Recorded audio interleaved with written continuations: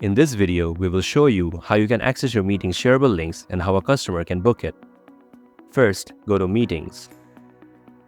Here, you can get all the meeting categories, add a new booking, and access all the booking lists.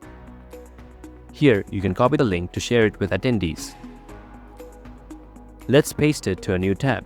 On the booking form, you have to select a date, a time slot, and add their name and email address to book an appointment. On the other way, you can share the preview link with the customers, and they can book the appointment in the same method.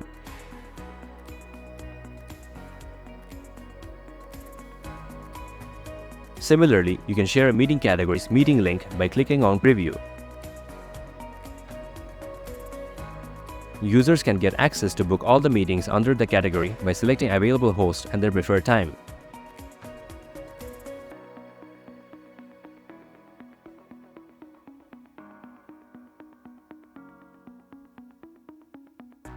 Thank you for watching the video, and do follow our socials.